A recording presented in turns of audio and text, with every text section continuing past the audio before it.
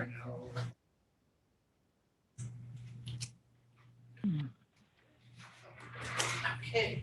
Right, and there's Charles. I'm not noticing anything. Okay. All right. Oh, you forgot my gavel. Do we have a quorum? Can we go get it?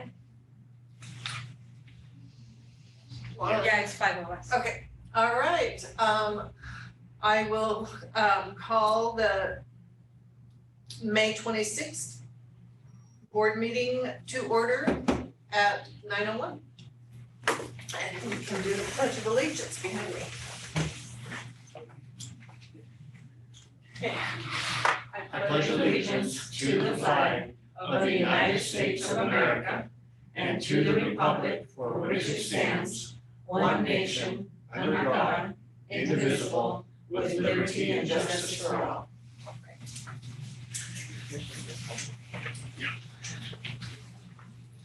All right.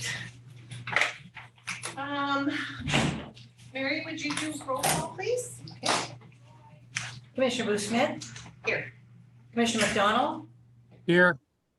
Commissioner Nino? Here. Commissioner Legria? Here. Commissioner Withers? Present. Commissioner Reed? Can you hear me, Mary? Here, can you hear me? Yes, Yes. ma'am. Uh-huh. Can you Can you hear me? Rebecca, we can hear you, and Charles, we can hear you. Okay, thank you. Thank you.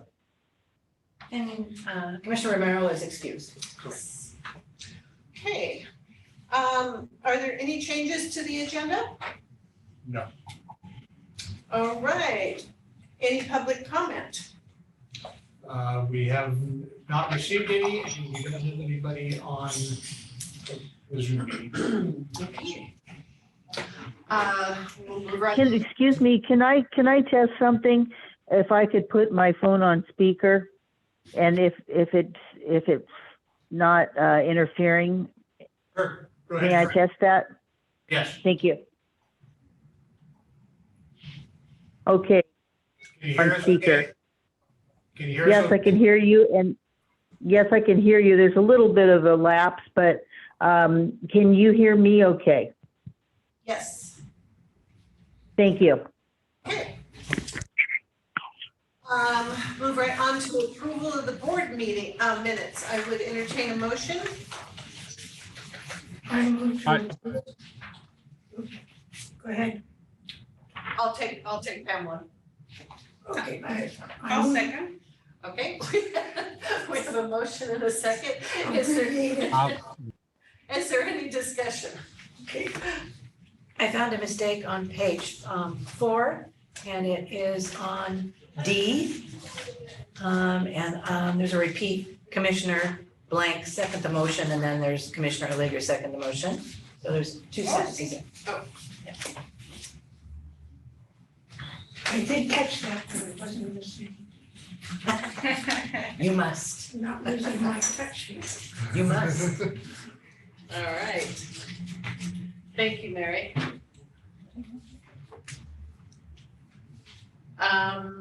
Any other discussion?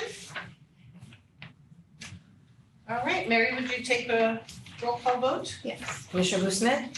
Yes. Commissioner McDonald? Yes. Commissioner Nino? Yes. Commissioner Legria? Yes. Commissioner Withers? Yes. Commissioner Reed? Yes. Romero excused. Thank you. All right, Motion. the minutes have been approved for our April meeting. And we will move on to financial reports. Good morning. Morning. Morning, Kelly. Morning, Kelly. Anybody have any questions for me this morning?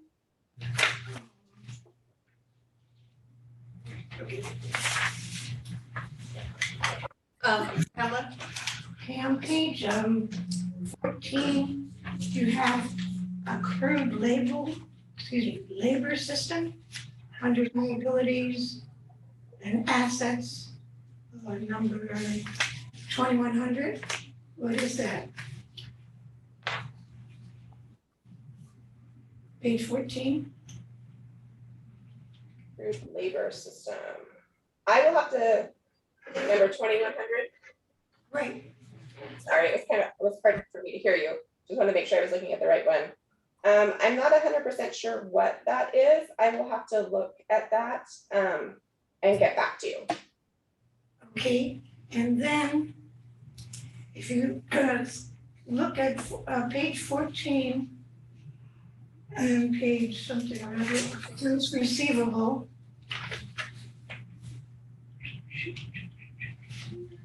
It's okay, Page what? page 15, accounts receivable. So you take and then 14, also 14, and you have, where did it go? Come on here. Where is it? Okay, it's 20,000. Okay, yes.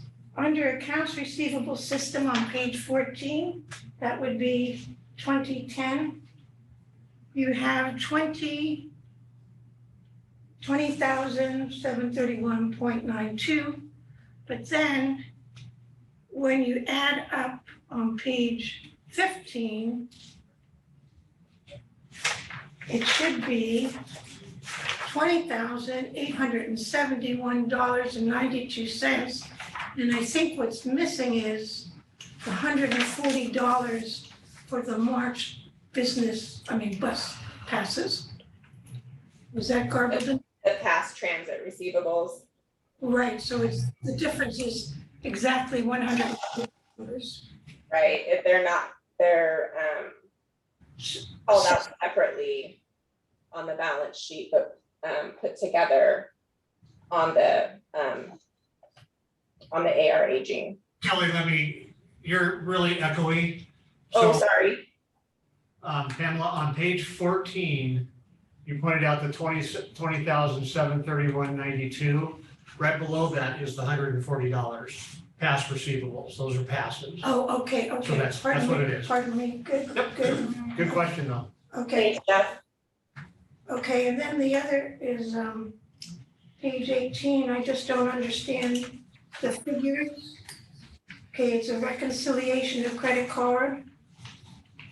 I don't understand the figures, to tell you the truth. Just As don't, far as the breakdown down below, yeah, those are just things that have been purchased on each of the cards that are held by the employees. no, not that below, above it, Oh, on top? right. So I don't understand the adjustment to service.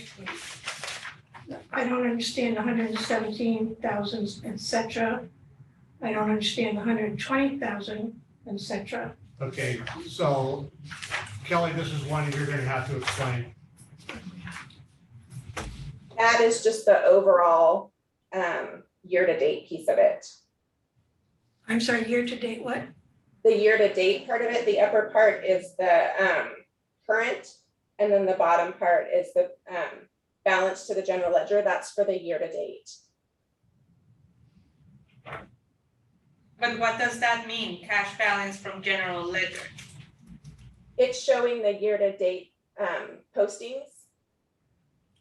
On that is what it looks like to me.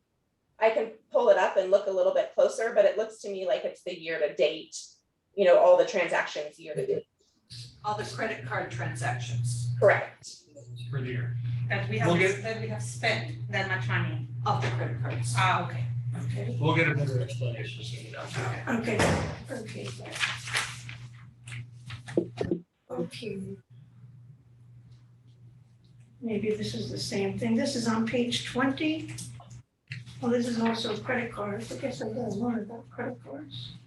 Other than spending. So the total adjustments, this is on page 20, is $7,753, et cetera. What does that mean? What page are you on, Pamela? It's adjustment description? Oh, What page page, what 20, page number, I'm sorry? page 20? 20, okay, thank you. Are you asking the total excuse me, the total adjustment, the $7,753.39. right? What does that, That's the payment. this is the payment, and then, but then you have total checks. So isn't that a payment too? The up above the 2,741.18. The Right. checks are check marks. Oh, They're not checks, they're those check marks that are on the side. okay. That's not evident. Didn't know how to write this down. Okay, I'll behave here. That's So it. what, on those checks, what does that mean, total unmarked checks? Why would something not be, because it wasn't paid or? It shows that everything that was on the report is accounted for. There's nothing missing. Those are those check marks over on the left-hand side. You mean there are no checks missing or what? There's no line items that are unchecked. Everything was accounted for in the reconciliation. So everybody turned in their receipts. Correct. Oh, Thank you. Jeff, Yes, Madam Chair, if for some reason something was not okayed or approved, it would not appear on this list. It would appear on the list, anything that has been charged on the credit card, and then when Donna goes through and reconciles it, she gets the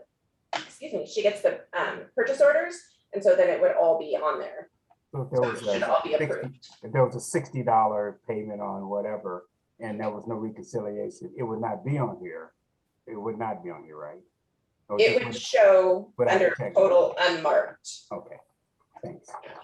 But you should never see that, because before we do the financial reports, we make sure that the credit card statement is all the receipts are accounted for. I see, thank you. Okay, I still don't quite understand. So I understand what you said about the 2,700. So then the 77,000 plus includes the 2,700? I just still don't understand that figure. This on page 20. Page what? Page 20, I still don't understand. Down at the bottom. Right, the 7,000. So you'll see the check mark that's next to 412, and that shows a payment was made to the credit card company at $5,012.21. Now, the next one is kind of an anomaly. We paid up front another $2,500 to the credit card company because 3 of us went to the CTAA conference, and we would not have been able to use our credit cards had we not made that payment. It freed So our, it was an advance. yes, exactly, a prepayment. Okay. Yep. That makes us, thanks. Okay. Thank you too very much. You bet. Yeah. I do my best. Any other questions? yes. Yes. On page 12, this is consolidated statement activity. On revenues, item 5304, transportation options. So on the month-to-date budget, we had 60,000, but then the actual is only 18,000, and this is for the fiscal year, because the fiscal year is ending next month. So how do we have that big of a variance? We haven't spent as much money in transportation options as we thought that we would. So our revenue coming in is just our reimbursement revenue for transportation options. So it's just what we've spent. Oh, so we haven't received this money, but it was budgeted for. Yeah, and we haven't made the expenditures because we would have submitted reimbursement requests. Got Which would have killed that 60,000, but we just haven't spent that much. Yeah, so it's just money that we didn't use, but we haven't received it either because we didn't ask for it. Correct. Got it, that's for me, thank you. And I was wondering if possible, Kelly is going to research 2100 accrued labor system. If we could start compiling these definitions of what they are. And Most then definitely. we don't have to bug you either. Something similar to the acronym page up front. At the beginning where we have all the acronyms listed, perhaps something similar to that would explain these categories, so Right. we wouldn't be lost. Yeah, we can do that. Yeah, that's a great idea. Okay, and speaking of which, I have researched accounts, receivables, What page number are you on? oops, page 14, like 2099 accounts payable conversion. I don't understand it. And I looked it up and I still don't understand it. And that's one of the financial mechanisms that I don't understand. And it'd be nice to have a written definition. I'll work on those. Thank you. Thank you, Kelly. Thank you, Kelly. Anything else? Okay, I would entertain a motion to approve the financials. Motion to approve the financials as presented. Okay, thank you, Charles. I'll second. Thank you, Tracy. Mary, would you take a roll call, please? Sure. Commissioner Blue Smith, Yes. Commissioner McDonald, Yes, Zanino, Yes. Commissioner Legria, Yes, Commissioner Withers, Yes, Commissioner Reed, yes, motion passes. Thank you. On to our next reports from the chair and commissioners. I will start with Deanna. Would you like to go first today? Yeah, I don't have much, but I did notice that, I don't know if it's on all of our buses, but there was one bus that on the front where it says that it said now hiring, and I thought that was great. So I think it's a great way to advertise continuously, because even I was driving and I saw it. So it's a good idea, All right. and that's it. This is your team, put that on. Pamela? I'd just like to commend Paul for extraordinary service to the transit center, which would not be in as good shape as it is today if you hadn't been here.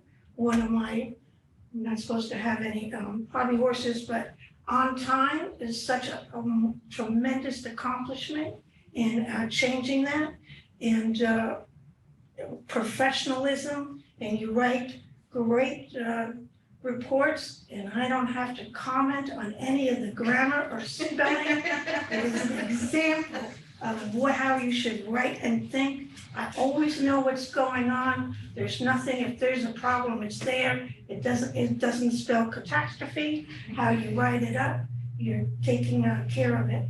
And we will really miss you. You have a wonderful replacement. It's the only good part about it all. Thank you, Pamela. Tracy? and I also, to follow up what Diana said, I also noticed that bus and remarked, hopefully that will give us some hope and some new drivers in a very short time, which we desperately need. And I really will miss Paul. But I have a project that I just happened to notice when I was looking at Kelly's background. So when we get a new bus before December, Seaside has their lighted parade. Let's make an entry this year. Let's put some lights. I know we've had the trolley in the past, and it covers other things in that regard. And so I'm thinking, in addition to that, let's have another bus entity, maybe a new electric vehicle by then or something like that. Okay, that's my report. Thank you. Thank you, Tracy. Charles? Echoing my fellow commissioners on the retirement of our Paul. I've been retired 7 years, Paul, so it's sometimes what it's meant out to be and sometimes it's not. But most times it is good. And I want to congratulate you and have a good one. And to the commission, actually to Jeff, I guess, they're having the first Pride and Seaside event in mid-June. Perhaps we could have some sort of appearance there, some sort of presence there. I don't know who would reach out to them, but I think it'd be something we could do to sort of expand our awareness. Thank you. Okay. Rebecca? The one thing I have to report is that I had, as per the last meeting, we agreed that it would be a good idea for Jeff to give a presentation about the returning citizen program to the Public Safety Coordinating Council to provide clarification on the program and, possibly if there's any feedback from the council members. So I have submitted that to the chair, Kelly Bratton, from the county juvenile department, and awaiting a reply on that. And I think, Jeff, you'll probably get a direct reply for that. Okay, I'll keep an eye out for it. Thank you.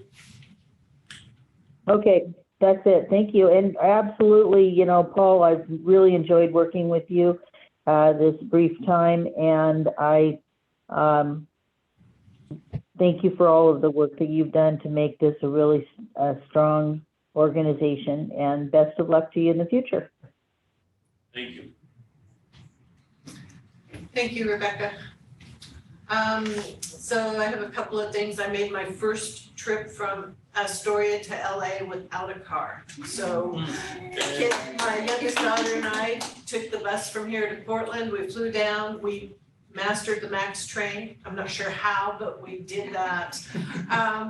We missed our first stop because you have to get off of those things really fast. Yeah.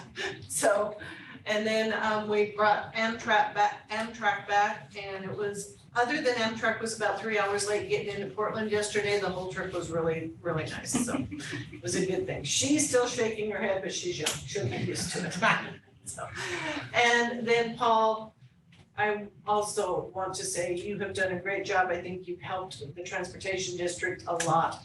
I know Jennifer's been working with you, and I have every confidence that she will carry on your legacy. Thank you.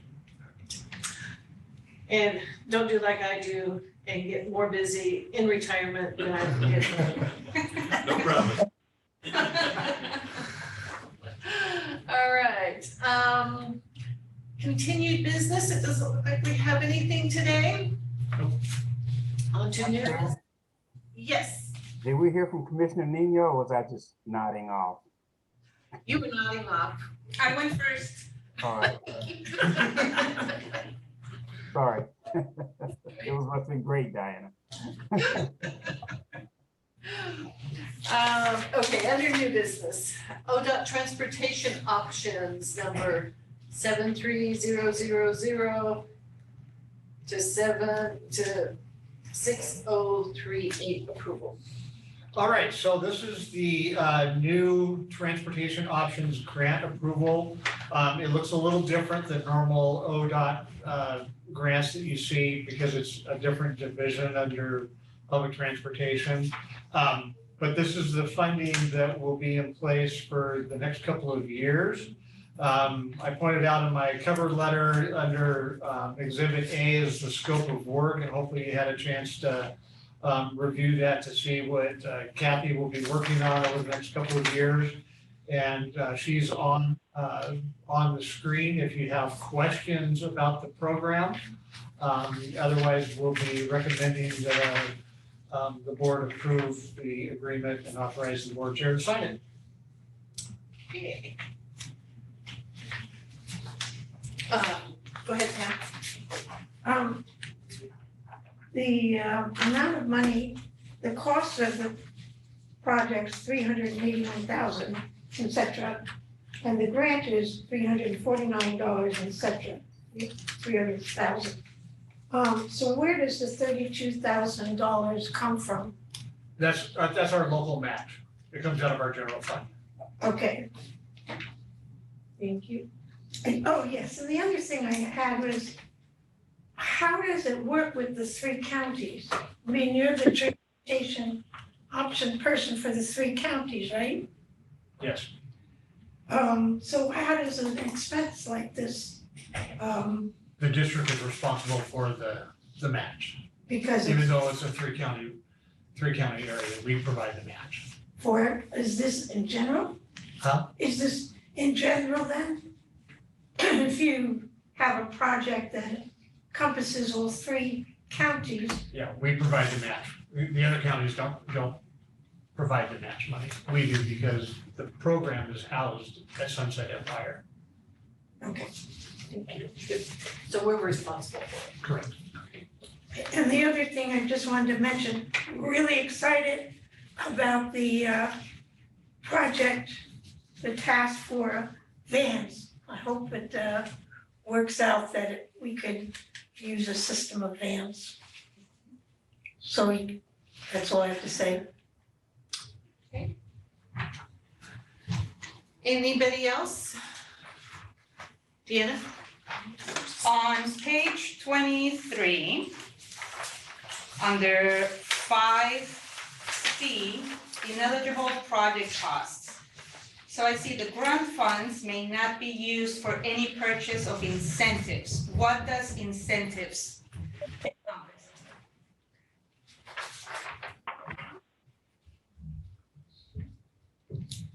Kathy?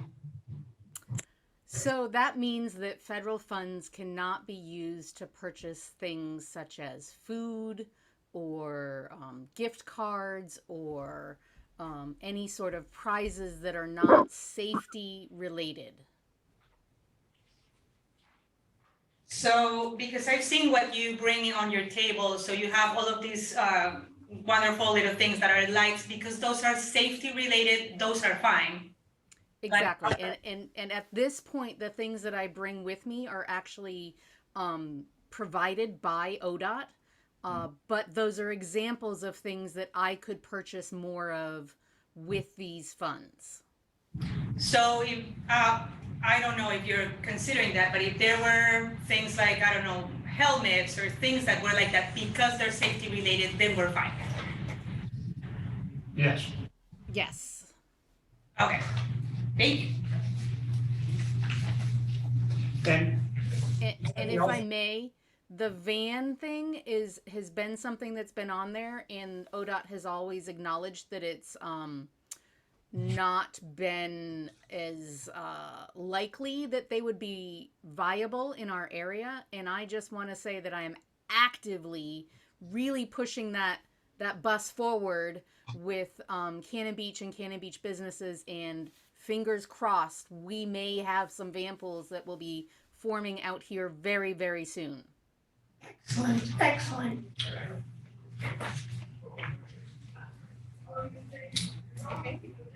Can I add something? Yes. This is Rebecca.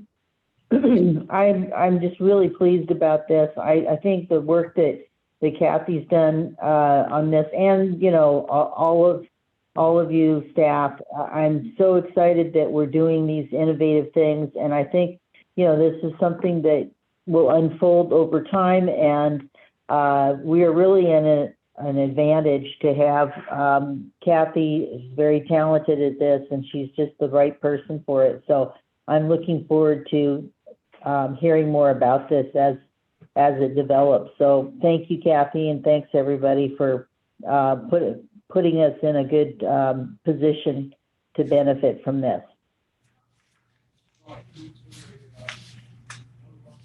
Okay.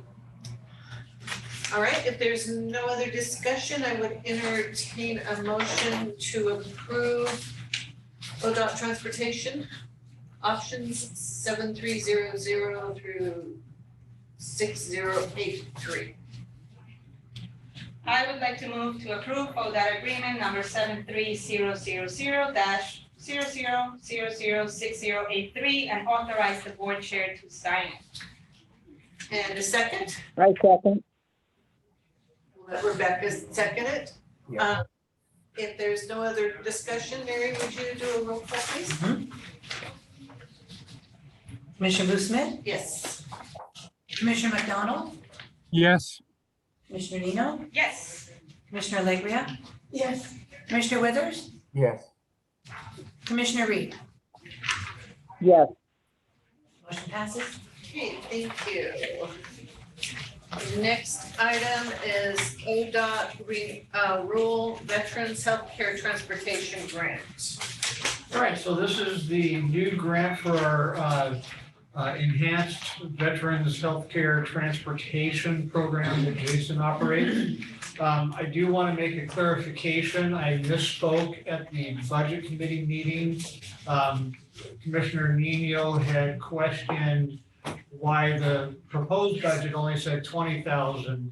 And I explained that it was a 2-year grant and that we'd be spending 20,000 for the next 2 years.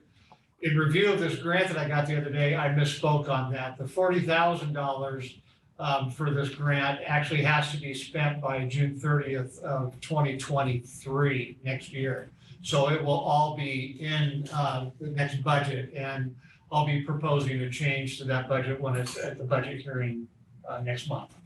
So, but anyway, this gives us the funds to continue to transport veterans from where they need picked up at to either the DAV van or to local medical appointments. We currently have one volunteer driver, but Jason's working hard on getting some other drivers. I believe he has another one. Jason, do you have anything you want to chime in on about the grant and the program? Yeah, I'm really excited to, basically this allows us to utilize wheelchair transportation where that is currently not possible. It's a massive need for our local veterans. And that's exactly what this grant really is going after. When we wrote it, it was to really kind of fill that void. It's kind of unbelievable to me that the VA they don't really want to fund wheelchair transportation. Well, we kind of changed our mind a little bit on this one. So it's cool. So I'm excited about that. I'm also excited that we know exactly what we need to do with this, and within a year we'll be okay with it. So thanks, Jeff, for that clarification. Is there any other discussion, any questions of Jason? Deanna? Thank you.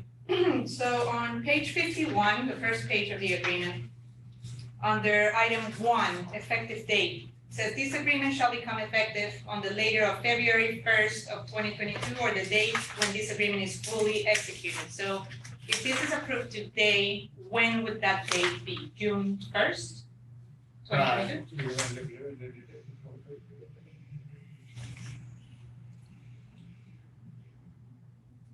Or do we wait until the fiscal year begins? No, we could actually charge some through the grant now if we wanted. However, we're still operating under the previous grant. Got it. So we wouldn't need to. So we still have funds from the previous grant? Yeah, that we are done with that on June 30th. So then this one actually would kick in on July 1st. On July 1st? Yeah. All right, thank you.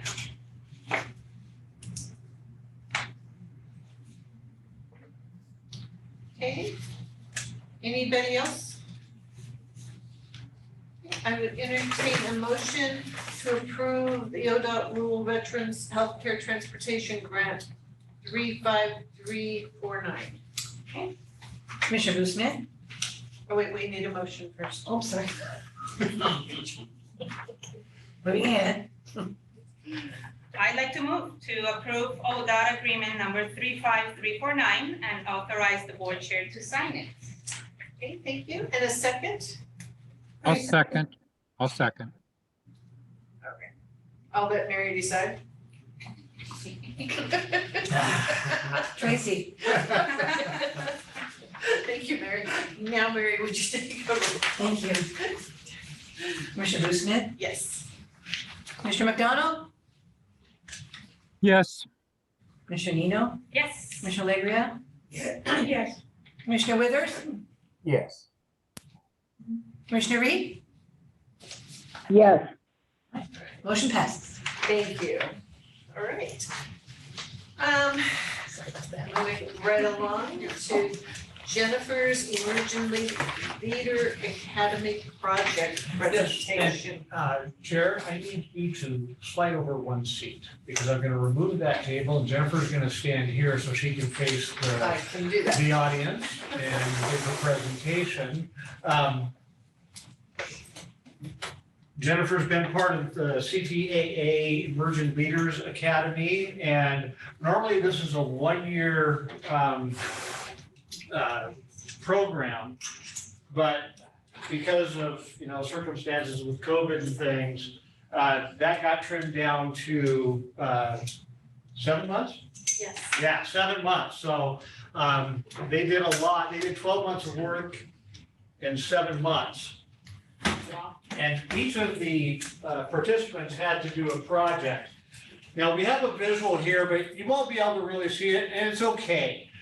Because she's got talking points that she's going to be talking about. It just shows our map of things. But I'm going to turn it over to Jennifer, and she did this presentation at the conference and did a great job. She did it last week at our team meeting, did another great job. So I know she's going to do one more time a great job. It'll be Jeff's third time he's heard it, so he probably could give it just as well as I could. But thank you for letting me come today and share my project. So the Emerging Leaders program was mostly focusing on leadership skills, working with other people, communicating with your team, your coworkers, along with community members. So that's the focus of the class that I took.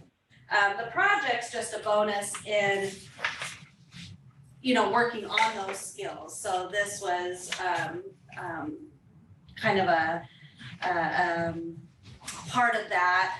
Not crucial to finish the project, just working on those skills in the communication and leadership parts of it. Everybody did something different.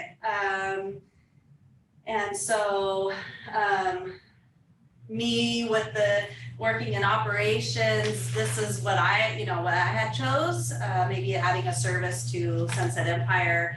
And the map is something that we had already possessed. It was used to be on our bus schedules years ago. And so knowing that I was going to work on some sort of a service, it's called Microtransit. We'll share about that in a little bit. But I wanted to be able to show our area, where we are, and knowing that I was going to talk to people nationwide, they are not familiar with where we are and the layout of our service area and our services that we provide. So this in itself is a great communication in where we are, some of the challenges. It kind of can show some of the challenges and services improvements that we can make and add to what we're already doing. And so the map speaks for itself, and it's beautiful.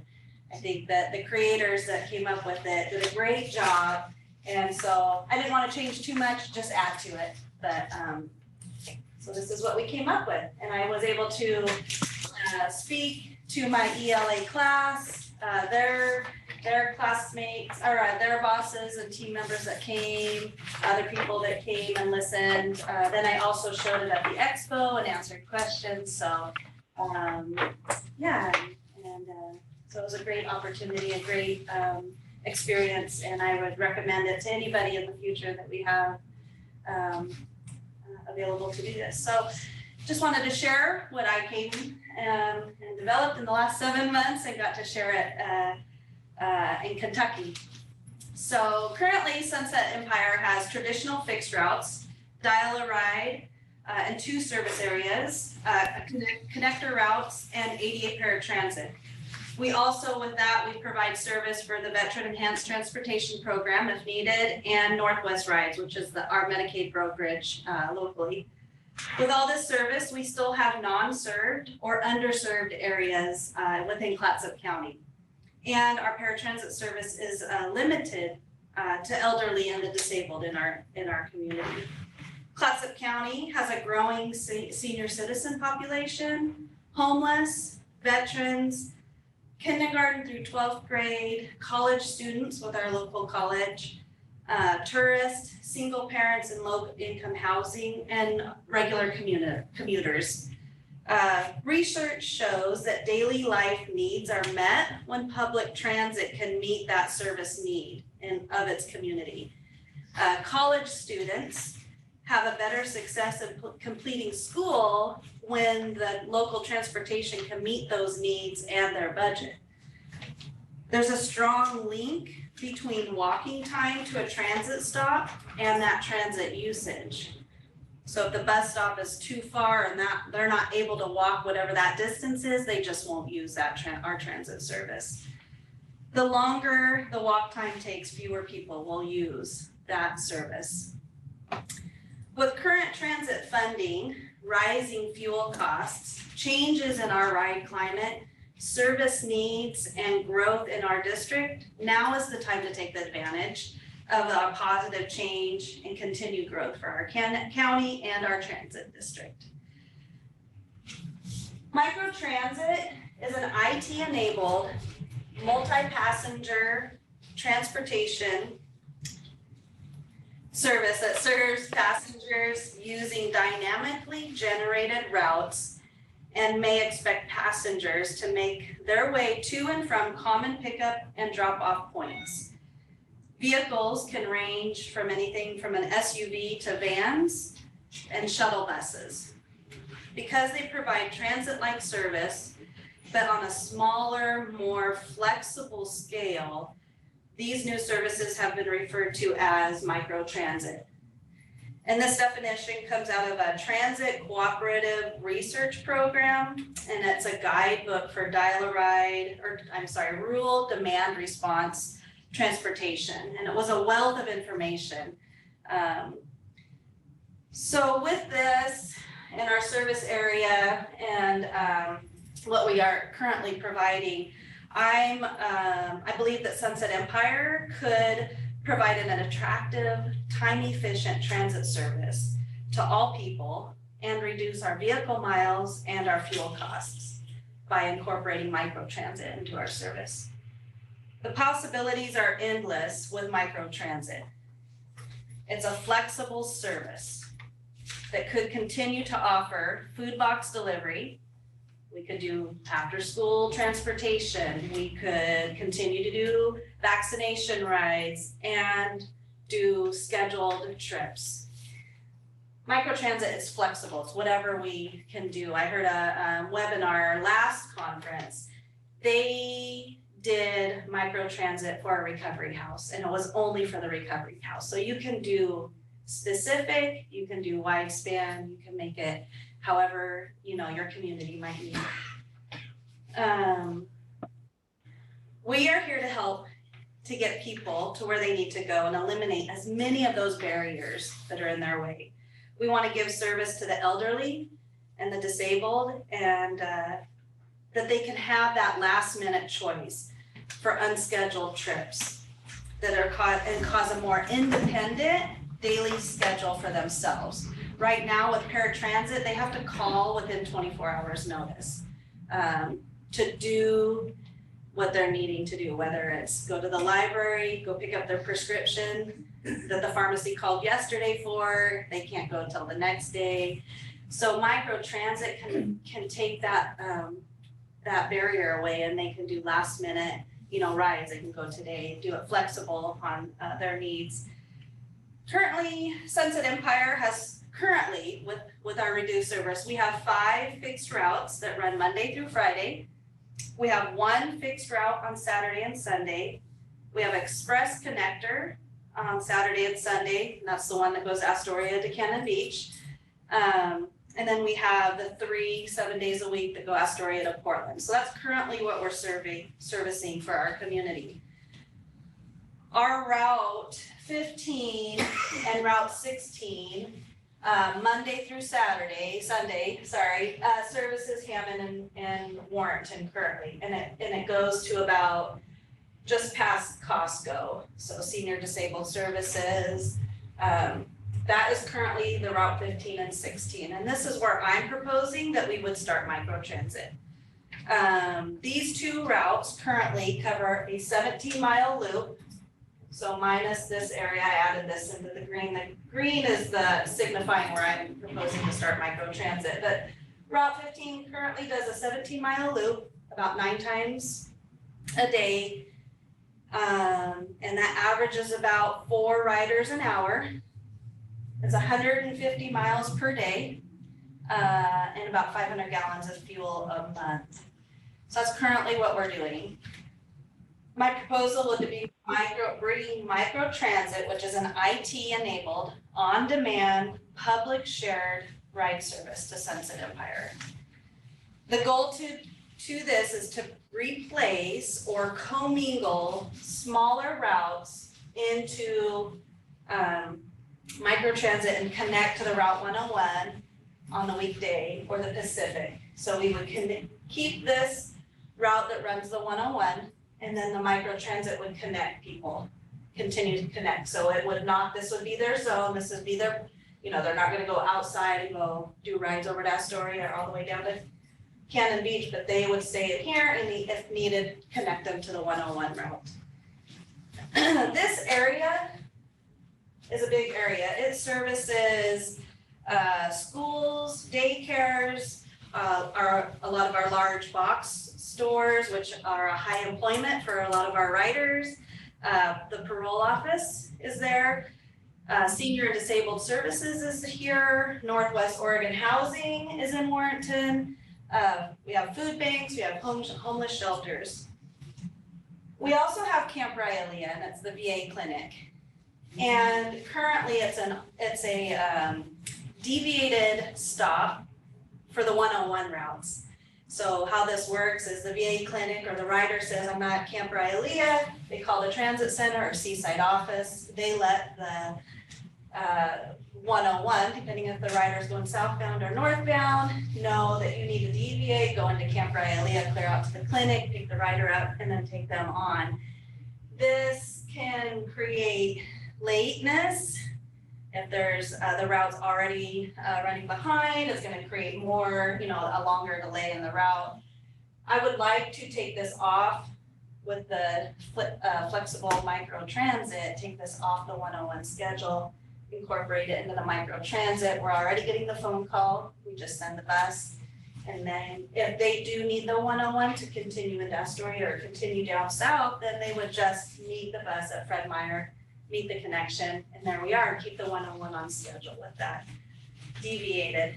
So right now, it's by request only, like if Yes. there's an officer or somebody at Camp Rylea that would ask the person, do you need to be Yes. picked up? Yes, that is how it is already set up, they're already calling in and letting us know.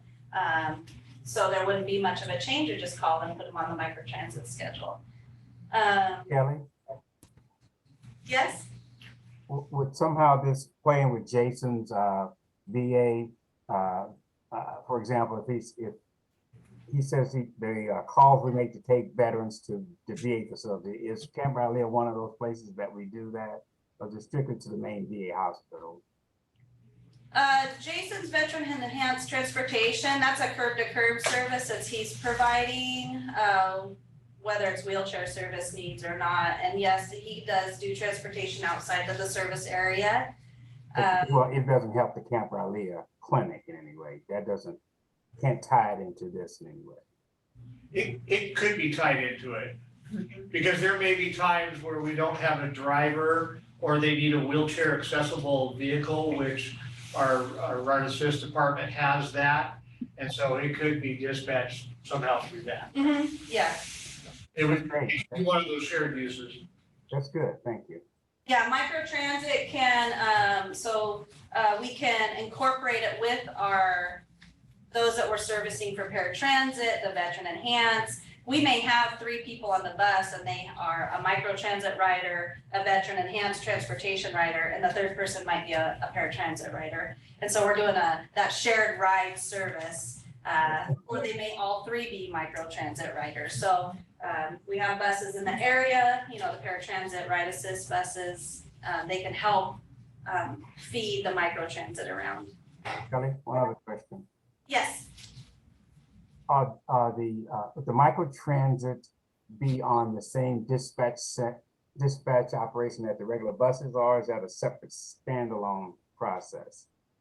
So Right, so we would use the scheduling software that we are currently using for our Ride Assist department. And that is the EcoLane software that we're using, because we have option to use a module, which is an app, EcoLane app that they can download on their phone, and they can schedule the ride themselves on the app for microtransit. Which would come into our dispatch center, and we would see that. It's self monitored. We wouldn't have to worry about the app rides that are scheduled. I would propose that we would also still allow them to call in and schedule rides for those that maybe not have internet service, their phones don't have a phone. But then they also would call into our current call center, schedule that microtransit ride through a system we're already using with our Ride Assist, EcoLane. Thank you. So since there currently already has vehicles, we have drivers, we have the tablets. As I was, just sharing that we already are using tablets on Ride Assist buses for the paratransit, the Dial-A-Ride, Veteran Enhanced, the Northwest, the Medicaid brokerage. And so we have those tablets. We already have the training, the drivers know how to use them. We already have the software, the EcoLane.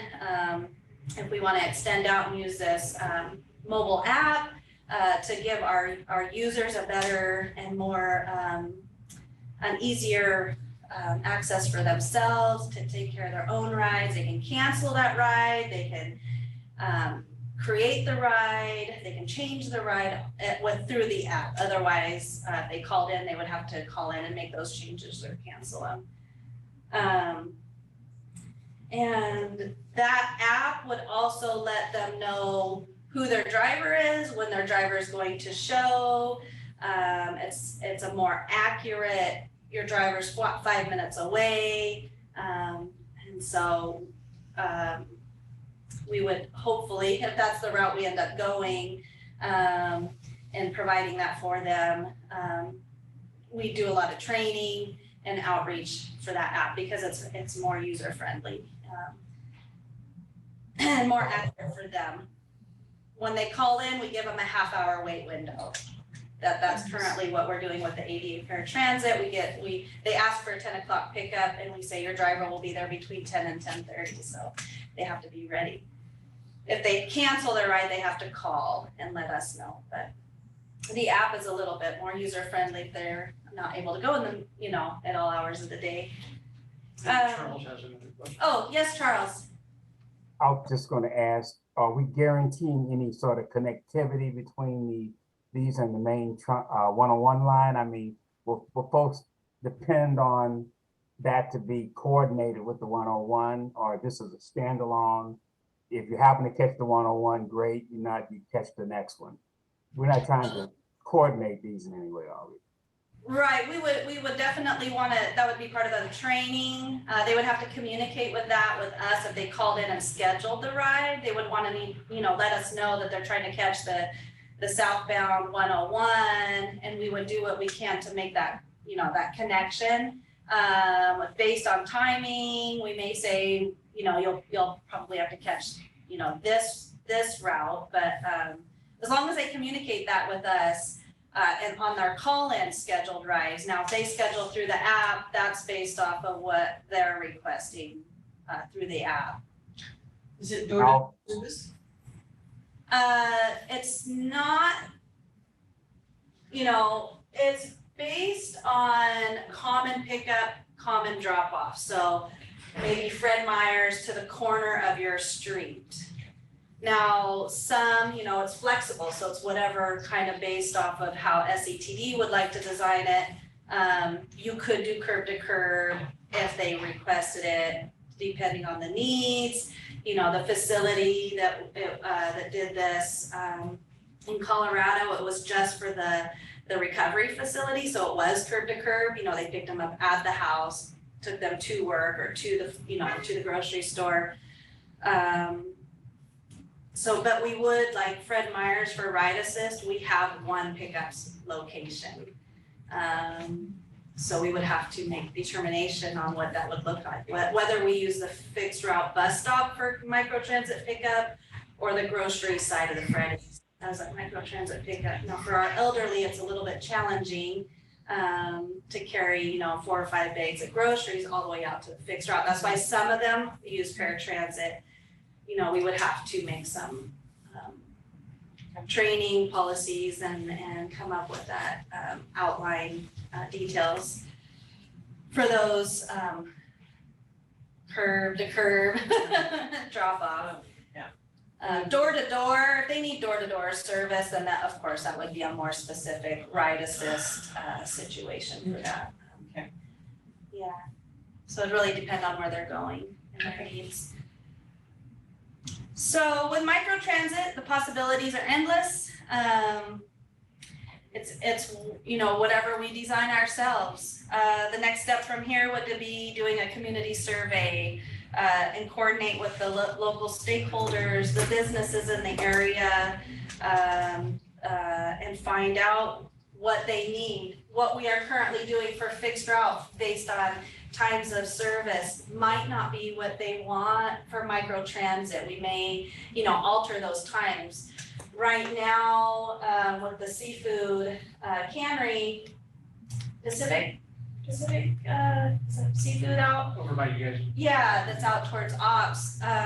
We often at 5:30, 6 a.m., we see them walking to work because our fixed route is just leaving the yard. And so microtransit, if we decided and they needed that service, we could adjust that to help catch some of those people. They are living at Shiloh Inn and don't have a bus because we're leaving the yard. It's 5:30 in the morning going to Astoria. They need a ride into Warrenton. So with a survey that would help us find those needs out, we would alter the times and dates of service that our community needs.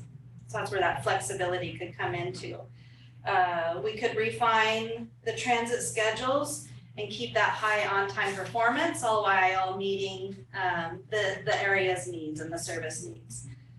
So after monitoring the first phase and its system performances and ridership demand, we would need to consider any adjustments after a certain amount of time for what we started out with. And then start additional microtransits in our Sunset Empire Transportation District. So like the definition, it's small, it's compact. So we would have one here, and then maybe we start one in Astoria, and then maybe, Cannon Beach and Seaside, and they would all look different. So whatever we do in Astoria would look totally different than the microtransit in Seaside and the microtransit Cannon Beach. Because of that survey, we would find out what the service needs and requests are for those that live in that area. Cannon Beach and Seaside's high touristy, and so they would need the different requests and different services and different locations. And possible challenges with this project would be the needed staff for microtransit to work efficiently. We currently have one driver that does this Monday through Friday. To start out with, I would say that we would incorporate slowly a microtransit while doing Route 15. And then I propose that we would extend service all the way out to the old Youngs Bay Bridge, covering the area of Miles Crossing, possibly going down a little bit farther south, Lewis and Clark School District, all the way out to Hammond. That could possibly take 2, 3, buses, down the road. And so we'd have to look into, coverage, because microtransit is gonna increase our service, and it's gonna increase the ridership and those that are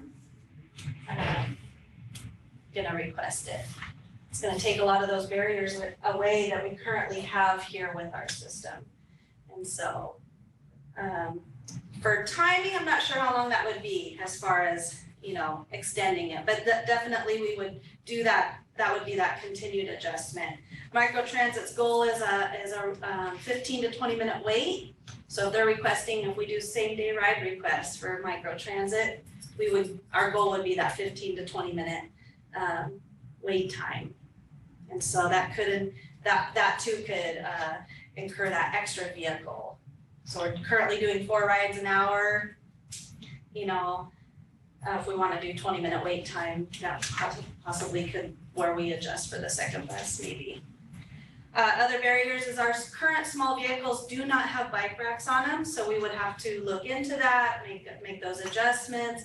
Jeff at the staff meeting last week said, what if our buses in Cannon Beach and Seaside had surfboards on them?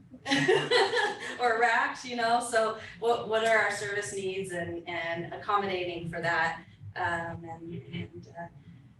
then having ADA vehicles and maybe smaller cars, you know, we could still service the ADA needs, and maybe the other vehicle can do more ambulatory and moving other people that won't need that service, the ADA. The goal of the project is to meet the mobility needs of our community, helping people get around to where they need to go, and of course, eliminating as many of those barriers as possible for the rider. And I'm always drawn to the story of the single parent that has 2 children, and they have to get to work. Currently on our fixed route, it could take up to 2 hours to get one child to daycare, one child to elementary school, and then they get to work. And so microtransit could take all those barriers away for that single parent in one trip, drop off and then go to work, and then they could do that again at the end of the day, whatever the need is. And where right now it's a major challenge, and they probably aren't using our service. You can't go wrong when your goal is to meet the mobility needs of your community. So let's be flexible, not fixed. Thank you. I hope that this has answered many questions you may have or educated on microtransit, but do you have any other questions? Yes. So would it be the microtransit, would it have like a fixed route, and along that route you can pick it up anywhere they please or something? Or would it be an area of service and then it would be very specific? So I'm proposing that this is our area of service where the green line is, and at our staff meeting, we talked about maybe even extending it down a little bit. And it's an IT enabled on demand, so it's as scheduled. We have tablets, and just as our ride assist schedule goes, they go to Freddy's and pick up, John, Frank, and Sally, then they take them to their designated drop-offs, and so it's a scheduled system. There is no fixed route where they drive constantly. Then when they have nobody on the bus, they do a standby. Recommendation is they stay within, the 5-mile radius of that area, so you have no deadhead, and they stay there until they get the next ride schedule on their tablet. And then maybe their next stop is, Walmart, and as they're driving, they actually have to stop at Freddy's. Oh, we had somebody else use the app, so they're stopping at Freddy's on their way to Walmart, and it tells them when to drop off and when to pick up. And so the tablet tells them. The one recommendation I would have would be to think on ways to communicate the service even when somebody's just visiting. Like not just even locals, people who live here all year long, if they've never used our service, they don't even know how to start looking for a route or a service. So it would have to be very user friendly, that if they do a Google search, like bus in Seaside, and that it would pop up quickly and make it available to anyone, not just our usual riders. And I mentioned that our website has a new trip planner on it. It's an open source trip planner. And this feeds into that perfectly. So if somebody's coming, planning a trip from Europe, they come out here from across the country, they want to bring the bus out here, it will show them that microtransit is available in that area. And so they can plan their trip using it. So but it will take a huge outreach effort to train everybody. So that's we will have to budget for that heavy, just marketing and putting it out there. Because someone who can use the internet, they'll figure it out. But if there's someone, my parents, I don't know if they would be able to figure that out. Plan your trip my dad would just give up. It's like, you tell me where to go and that's it. So, Yeah, and that's why I love that the app is great, and if we do same day ride requests, they can, they came in on the Point or the Lower Columbia Connector. They need to get down to Cannon Beach, they can do it today. Yeah. Where, our other curve to curve, they would have dial a ride, they would have had to call 24 hours in advance to make that schedule. Or, work it with our fixed route system, so. Yeah. Charles also. Yes, Charles. Oh, Charles, you're on mute. So optimally, when would you like to roll this out? There'll be some alpha testing, beta testing. We've got to do some more work before we actually roll it out. We got to make sure all our Ts are crossed and Is are dotted. And most importantly, we got to make sure that we've got the funds necessary to kick this off. And this may be a project that we go after some relief money for to fund. So not this year. So not this year, no. Okay. No. And we might even bring a consultant in to help us guide us through the project. Okay. Thank you. it's very cool. It sounds like it would work really well. That's been my vision, and I was really glad that Jennifer took this on as a project, because in conversations over the past couple of years with Paul, my vision has been, like she pointed out, having that main route running north to south, and then feeding that with microtransit in the different communities, making it much more convenient for the riders. We really have to give the riders what they want. Fixed route service. We've been doing fixed route service for over 100 years.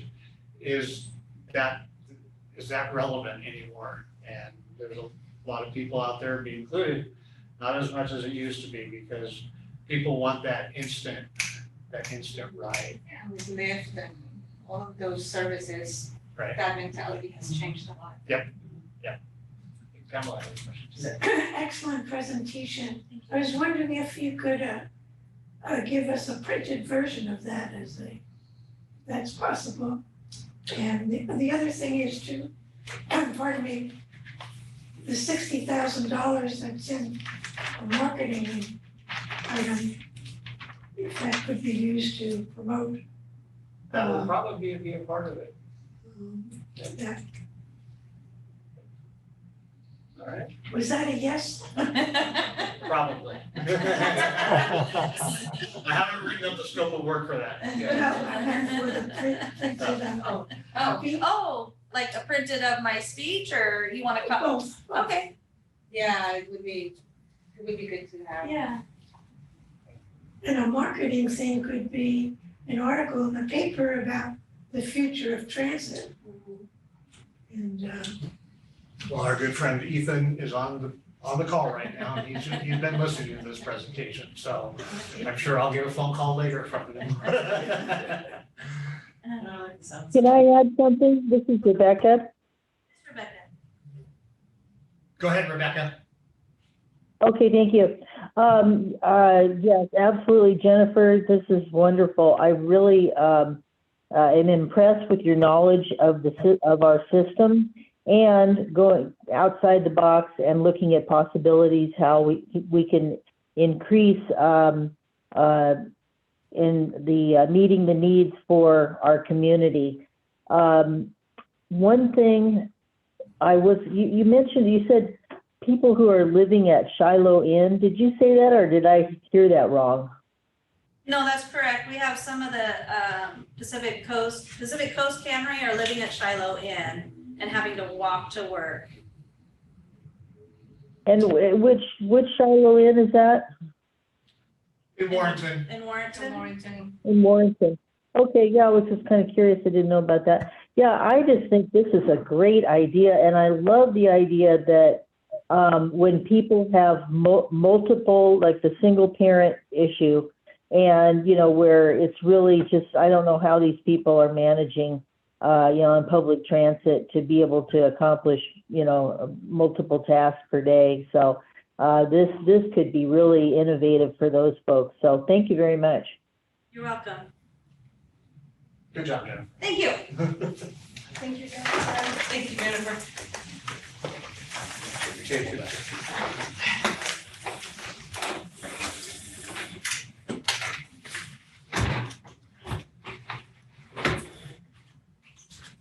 All right.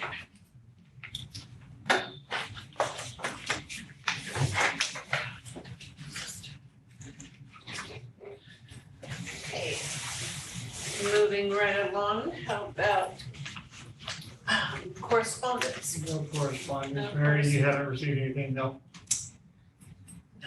Executive Director's Report. All right, so you saw in my report, ridership, we're still down, obviously. I do anticipate that by the end of next month, we'll probably end up being down 10% for the year. Hopefully we can turn that corner, get some drivers hired and get some service back, and that'll put us back in the positive column like we should be in.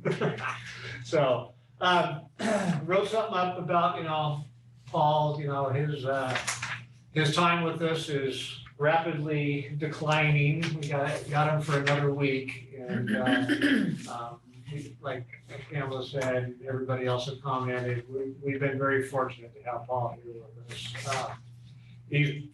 He's made it possible for me to do the things that I do. And I know that will continue under Jennifer's leadership over there in operations. I have every ounce of confidence in her. She'll do a great job. This worked out really well, those two working together for the past year. And it's going to make a seamless transition. So thank you, Paul. Thank you, Jennifer. Staff is getting together with Paul tomorrow. Is that tomorrow? Yeah. Gonna go out and have lunch and enjoy our time. Other things, something new popped up. I've talked about returning citizen program. There's just a couple minor details for that to get kicked off. But I'm doing another presentation next week that I just learned about the other day. I had no idea that the governor has a governor's reentry council. And so they invited us to go present to them. So I'll be speaking, somebody from corrections will be speaking, and I'm not sure who else yet. We're still wrapping that up, but just a few of us will be speaking. But here, I just wanted to give you an idea who's on this council, because I am absolutely amazed that this is out there and who I'm going to be speaking with next week. The governor is the chair. Then on the committee is the director of the Department of Corrections, the chair of the Board of Parole and Post-Prison Supervision, the director of Oregon Youth Authority, the director of the Department of Human Services, the director of the Employment Department, the director of Oregon Housing and Community Services, the director of the Veterans Department, the administrator of DMV, and she's already on our team, the director of the Department of Community Colleges and Workforce Development, and then there'll be a representative from the House of Representatives, a representative from the Senate, somebody from the Oregon Association of Community Corrections Directors, somebody from the Oregon State Sheriff's Association, the Oregon District Attorneys Association, the Oregon Criminal Defense Lawyers Association, the Oregon Judicial Department, the Oregon Association of Chiefs of Police, and then there's some social service providers that are also on this council. So this is amazing. This is incredible. I wish I was going to Salem to give them the presentation, but we're doing it remotely. So, but that's okay. But this is going to put a lot of weight behind the program.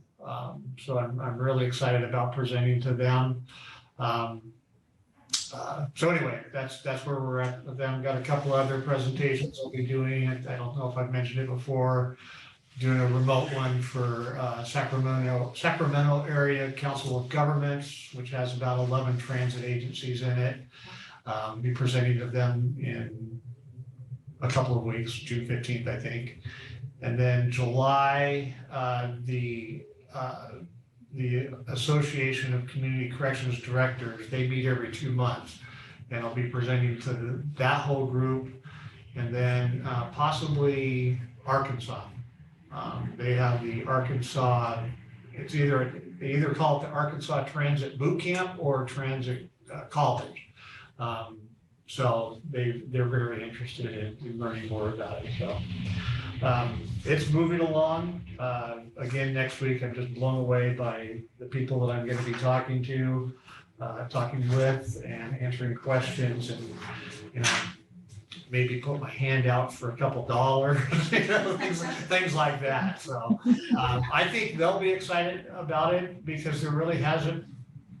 It's my understanding that this council really hasn't done a whole lot to this point. This was established when Governor Kulagowski was the governor, I believe. So I think they'll embrace this and want to be a part of it. So excited about that. Jennifer mentioned the CTAA Expo. I put a little blurb in there that we were there. It was a great conference. There was over 800 people from across the nation there. It was good to see faces, good to meet new colleagues, and then the workshops were great. I think we all three took a lot away from it. So, and the bus rodeo, of course, was a lot of fun. And thanks to Jennifer and Jason, they helped us as judges. I'm on the coordinating committee for that, the planning committee for it. I acted as a judge as well. And I look forward to it every year. And my one funny story about it, I had rented a van because we needed a van to shuttle back and forth to the lot where we were doing the rodeo for the coordinating committee. And when I got to the airport, there was 3 drivers that were going to the rodeo that were on my flight. And so they invited me to, do you want to share an Uber? And I said, no, you guys can ride with me. I got a van. And so we got the van, they all load up. So here I am, not the professional driver, they're the drivers. And I'm driving and we get off the freeway into downtown Louisville. And I made a turn and I bumped the curb and instantly one of them goes, that's 25 points. So I said, touche, that was really good. So. What is a rodeo? What is a rodeo? Well, this kind of rodeo. This kind of rodeo, well, this is an opportunity for drivers to show how good they are, how professional they are, and how safe they are. There are several components to it. One is the big obstacle course, which that's where we were acting as judges. They also have a written test. They also have, as part of the obstacle course, they also have a competition for pre-trip bus inspection. And we hide 4 defects. We make it very obvious, and we see if they catch those 4 defects. They do passenger assistance competition also. Are they using the lift properly? Are they securing the mobility device properly with the person in it, or in this case, Doug, the dummy? And then all those scores are combined, and we get a winner out of each division. And one division is for the small cutaway buses, and the other one is for small vans. And the person that won the cutaway division, or body on chassis is what they call it, she also got the Driver of the Year award. So that was really special. Yeah, and these drivers really take this seriously. This is their life. They want to do good. They want to be perfect. And that's why I like judging on the pre-trip inspection, because I get to interact with the driver. Jennifer and Jason were out on the course on different obstacles, and they don't get to talk to the drivers. Well, the drivers are brought over, I introduce myself and my partner Judge, and then they're all worked up. They're nervous as can be, right? And my whole goal is to calm them down. And I'll say, you do this every day, you just do what you do normally. And then I ask them, where do you like to start your pre-trip? And generally it's up in the front. And I said, okay, we're gonna go up there. And then what I want you to do is I want you to take 2 deep breaths. And then you say start, and we'll start the clock, because they only have 7 minutes to get it accomplished. And every one of them took advantage of that, stepping away, taking the 2 deep breaths, and then went for it. So, yeah, I really enjoy talking and interacting with the drivers. It's a huge deal for them. So they get these big trophies too if they win, so. So it was great. And I love being part of the planning committee with it too, because it's all about the drivers. Anyway. Any questions for me? Pamela? Where is the sign? Page 72, see sign at the bottom of the page. I think that was from last month. I don't know what you're looking at, page. Oh, 72, under facility investment, pardon me, flag stop evaluation signage. Oh. Well, I put in there, we had added a new stop on eastbound Marine, that's in front of the Mexican restaurant down in Uniontown. You say, see the sign at the bottom of this report. I think they included that on last month's packet, and then they. Oh, yeah, you're right, I'm sorry, I didn't zip that out. Okay. Thank you. Well, I just wanted to see the sign. You'll have to go back to the last. I'll run to my office and grab my sign. Okay. And again, we're still doing great with the on-time performance. The tablets were a godsend to us, so we're still number 1. Okay. Hey, move on to Yeah. Jeff. Oops. I had a question. Sure. We on-time performance, are we geared up for the summer, as far as anything change difference as far as on-time performance, or is that gonna, as usual, pull our numbers down? Well, you guys are still working on new schedules, right? So they're gonna work on summer schedules like we did last year, to account for those things. So we'll hopefully have accurate schedules so we can maintain that high level of on-time performance. I speak personally for the 20 bus coming down to Cannon Beach, but yeah, between Seaside and Cannon Beach, but yeah. All right, thanks, man. Okay. Hey, anything else for Jeff? All right, we'll move on to Jennifer's report. Any questions for Jennifer? Yeah. Deanna? So with trying to stay on time and improving that, the construction projects changing that, because like Seaside and Cannon Beach, it's been a lot of work. That's gonna continue for a while, it seems. Yeah, and they've also had a big project in Warrenton with one lane closed, and so we can't really deviate around it. We just do the best we can, and let, communication between supervisors, drivers, and the transit center, letting them know. And they're really good on the radio stating how far down they are, or I've caught up, and so. Will they be blocking any of our stops or? Not that we have noticed, they also, the county and the cities are very, they put out emails, this is what we're doing this week, and so we try to see if that interferes with any of our stops, and at this point it hasn't. We haven't had to deviate around current construction at this time.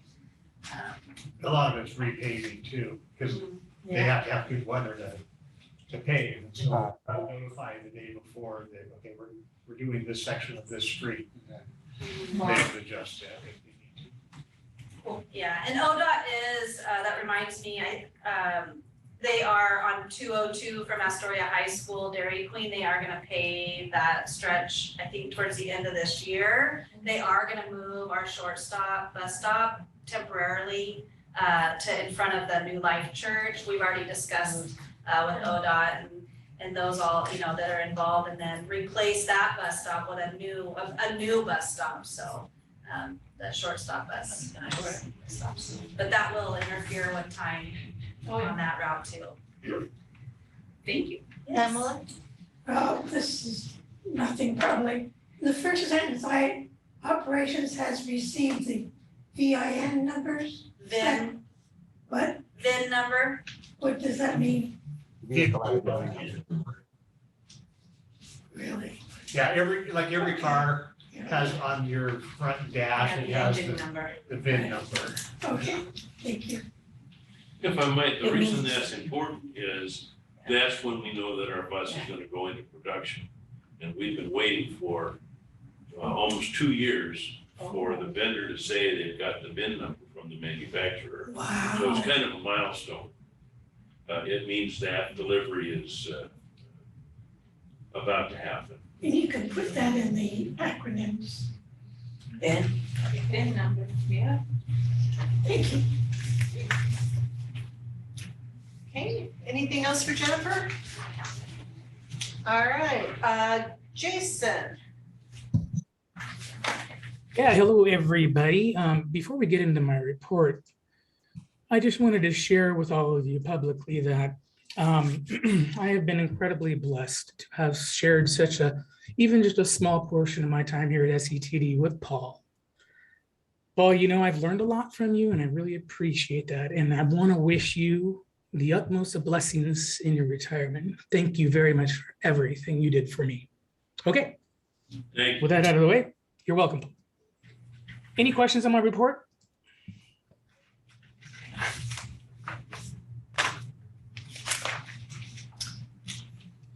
Okay, well, the Jason, conference was, this is Rebecca. yes, ma'am. I was just gonna say, I'm really glad that you've connected with my husband, Mark, and he's gearing up to be a veterans driver assist.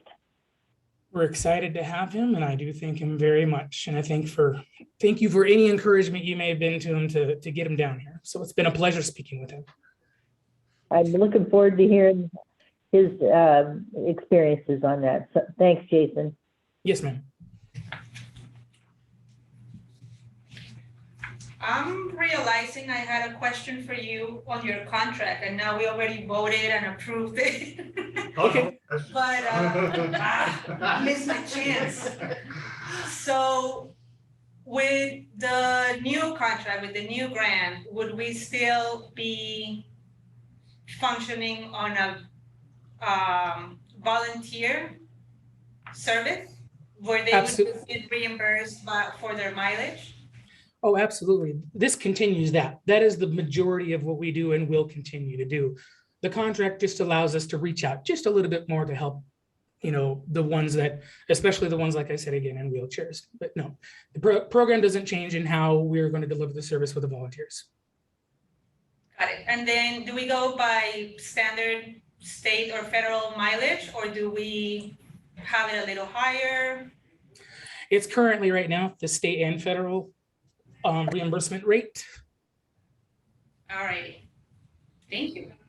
You're welcome. Anybody else? All right, thank you, Jason. You're welcome. Okay. Kathy. We'll go with Kathy's report next. Hello all, and like Jason, I'd like to take this moment to publicly thank Paul for all of our interactions and all of our time that we have spent together working towards bettering SETD. We both started out on the board and now both are internally, and it's with big gratitude that I say thank you for your service to SETD, and hopefully your retirement treats you well, and we will miss you. Thank you, Kathy. And now, if anybody has any questions about my report. Emma? What are rat cards? 1, 2, 3, fourth paragraph. Did you say what are rat cards? Yes. Okay. Rat cards are promotional materials. They're a third page size usually that you see in tourism places outside the transit office there. They're information cards. So they have graphics on them, they have information on them, and we'll place them all over the place so that people can, there you go. Okay, thank you. That's a rack card. Thank you, Jeff. You're welcome. Vanna. Can you pass it around so we can take a look? I was gonna keep it, but okay. You get to keep it, but I want to see it back. Because I had the same question here. It's just like, how did So I don't know what rack card Jeff just showed you. Show it on the camera. This is a get there Oh, okay, perfect. Awesome. in Spanish. Yep, so that's a get there rack card. And so the rack cards that I'm referencing though in my report are a whole new rack card that will be distributed all throughout the area, both physically like you're holding it in your hand, but also digitally. So hotels, vacation rentals, chambers of commerce, the transit agency, different organizations can distribute them to people when they hear that they're visiting here. So imagine a hotel takes a reservation for somebody that's coming from outside of the area. When they send out information to confirm that reservation, they will also be sending out this digital information about, hey, you can visit and leave your car at home, and this is how you can do it. Very cool. Okay. And of course, I really This is Rebecca. appreciate bilingual. Rebecca? I just wanted to say thank you to Kathy for putting, really connecting with the Seaside Safe Route, and that, she has gotten the city of Seaside to, have buy-in on this. And it's really nice to know that this is going on in my city, in Seaside. And I'm looking forward to, seeing how this rolls out, this plan rolls out. And I also appreciate that there's been a Spanish translation made. So thank you, Kathy. Absolutely. Whenever and however I can, I hope to help make those connections and improve our entire region for people, not just that drive cars, but making it more possible that walking and biking is an option and a choice that is a positive one. And it would be a great place to also give the information for microtransit once it is implemented. Yep. So the actual physical card will have, kind of a baseline information, and it will have a QR code on it that will lead to more detailed and more information that can be changed as programs are developed, such as the microtransit and other things that, may come up in the area. Bike sharing, for example. Great. Any other questions for Kathy? Thank you, Kathy. I just have one additional thing that I want to point out, that if you have not seen me in a while or are wondering how my outreach works and what it looks like when I'm doing outreach for different events, the next event that's coming up that I'll be doing outreach at is June 1st in Seaside for a vaccination fair. And so come join us there at the Bob Chisholm Community Center. What times? Deanna, 4 to 6, is that right? Working. Yep, 4 to 6. At the main hall at the Bob Chisholm Community Center in Seaside. All right, thank you. I'm planning to be there, Kathy. Excellent. Tell your friends. Okay.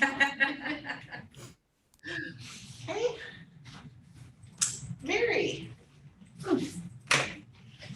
I also want to thank Paul for all the wonderful things he's done for SCTD as a board member, as a board chair, and then came out of retirement. Well, he came out of retirement to be the board, but then he came out of retirement to join us as staff. And he was, when he came as a board member, was so influential on improving the function of the board, the effectiveness of the board. Was really responsible for getting board policies put in place, was wonderful. And so he's been a wonderful, got your back kind of a person too. And so thank you for everything that you've done for us, Paul. Thank you, Mary. We will miss you, Thank but we are happy for you. And then back to my report, if there's any questions, just been busy doing what I do, getting the word out and doing outreach, and if there's any questions. How was the job fair? Oh, it was really good. Yeah, it was really, they bussed in all of the students first and from high school students from every high school in our area and across the river. So we had a large amount of students and they were very inquisitive. We interacted, we were kind of schooled to interact with them, to do, kind of not sit behind a table, but to get out there and talk to them, and we did, and it worked out really well. It was surprising how most of them really were intensely looking for what they're gonna do next. They a lot of them aren't gonna attend college, so it was really wonderful. Then we had a lunch break and then it went to the public portion, and that was not so well attended at all. It basically wasn't attended. There was nobody there. So that was unfortunate. So they're gonna look at ways to improve that by hours or location, because it was at the fairgrounds. And it's difficult to get out there on your lunch break quickly or something like that. And then it was scheduled at 1, so you couldn't go out on your lunch break in case you were working somewhere else. So I also didn't hear, like, from my work, social services, I didn't get any flyers, any information until you guys mentioned it. And I'm like, what? Like, I could have posted I something. made that comment to them. I didn't hear about this from any, I didn't see this in the paper. They said it was 2 weeks before. But I'm saying that, I said the same thing. Yeah. You gotta get more out there. So, And maybe more in the evenings when Yeah. when maybe people are Agree not with you. working but looking Yeah, for something. I think an evening one will work much better. I'll mention that to them again, because they were asking for all the feedback we could give them of how they could improve it, of course, so. Yeah, but the turnout there of employers was really, really good. Broad, well-prepared, everybody was geared up. Yeah. Because everybody needs workers, so, yeah. Okay, anything else for Mary? All right, thank you, Mary. Thank you. And Sue Farmer.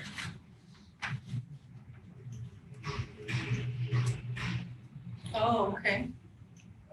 Sue, are you there? Oh, I saw that in the paper last night. Sue, we can't hear you.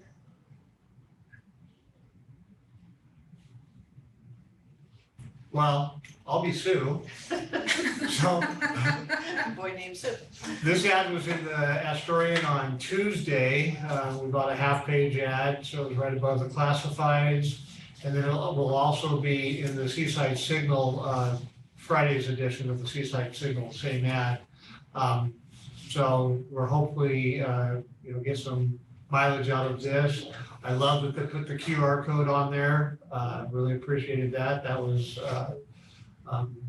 the Astorians team doing that.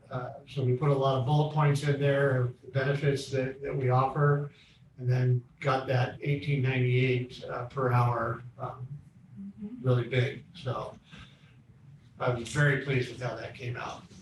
How about the Columbia Press? It did not go in the Columbia Press yet. We could do that. Seaside Signal? Pardon? Seaside Signal? It's gonna be tomorrow. Nice. What about hip fish? Because I know quite a few people read that too. Hadn't thought about it, fish. And they publish Monthly. monthly. And so the first of the month, so to get it in. Okay, we can check into that. So anyway, I thought I'd throw that out there so you could. I read the Tuesday paper last night when I got home and I noticed that in there, so. Do you have like printed flyers, or is it just this? Because they could be like maybe a class community action, like there's some places that offer community services, that if it's Yeah, there, we can put something together. Mary could look at Absolutely. because it's beautiful, it's very, it's colorful, it's well designed. It wasn't what we gave them. Paul and Sue and Mary took my idea and ran with it and came out with something pretty good.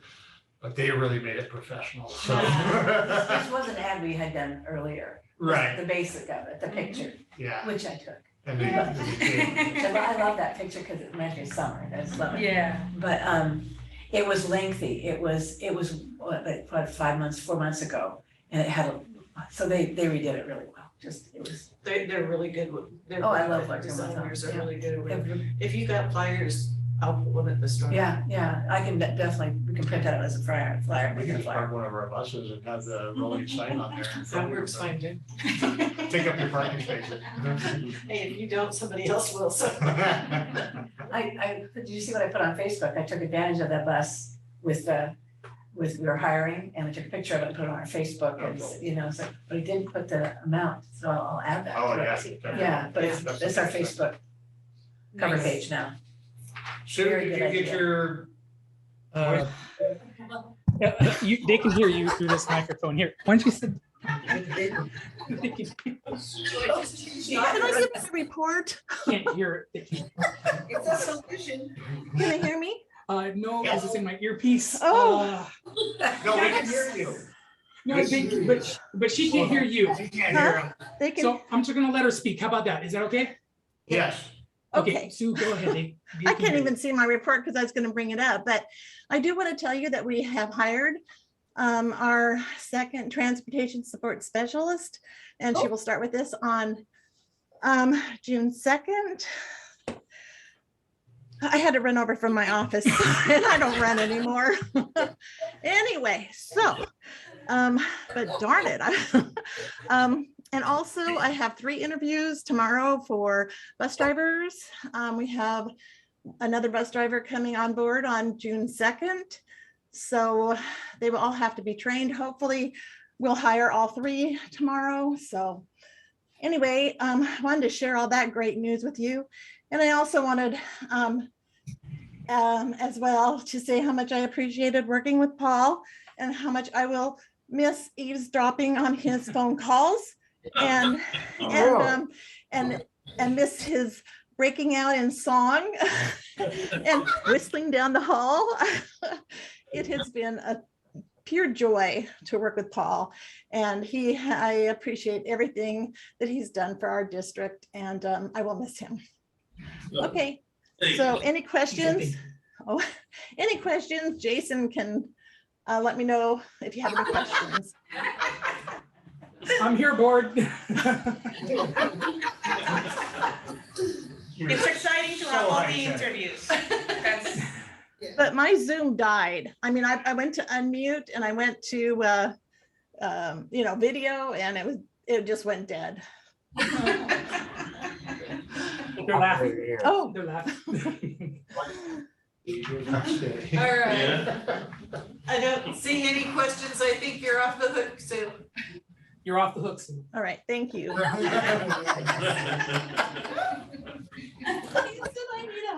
Oh, Okay. oh, okay, Sue. Thank I'll you. talk to you later. Did I miss it all? Okay. I am back and All right, thanks, Jason. I guess I missed Paul. Well, you didn't miss me, I didn't make a report because we have a new maybe that's operations it. chief, But but I'm gonna call on you anyway. thank you. Let me just say that this has been such a great opportunity for me to work with the staff, to know all of you here on the board, to have gone through a few boards and be able to say at this point that we have a great board. We have an effective board right now, and one that clearly supports the missions of the district, and that makes it so much easier for staff. The things that happen in this room each month make sense and further what we're all here to do. So I've enjoyed the time. I actually started my 6th year on Tuesday of this week. We won't get too far into that. I have had the further opportunity to spend time with Jennifer and give her what information that I've developed over the years, and I'm confident that she will take things to the next level. I'm excited to see where Microtransit goes. I'm excited to see us continue to post winning numbers and reliability. I'm anxious to see if we ever get the buses that we ordered 2 years ago. That'll make a big difference, but everybody needs to know, once we get the new buses, we gotta find parking places because we're tight on space out there. But gosh, it's been great working with all of you, and I will keep an eye on what's going on. Well, I think what we could do when we get the new buses, we can go do a parade down in front of all. In this neighborhood. Yeah, Park them there. Well, yeah, how about I just swing by and take a look? yeah. Yes. We could name one of the buses after Paul. Well, that's a good idea, actually. Yeah. The Paul bus. He's all better late than never, bud. Paul on time bus. Charles. Oh. All right, anybody else? Okay, does anybody have anything before we adjourn? Oh, Kelly, for example, we will miss you, Paul. Thank you for everything you've done for SETD and all the help you've provided me over the last year. Enjoy your retirement. No, thank you, that's nice. All right, well, if there's nothing else, I'll adjourn the meeting, Gavel down. 10:47.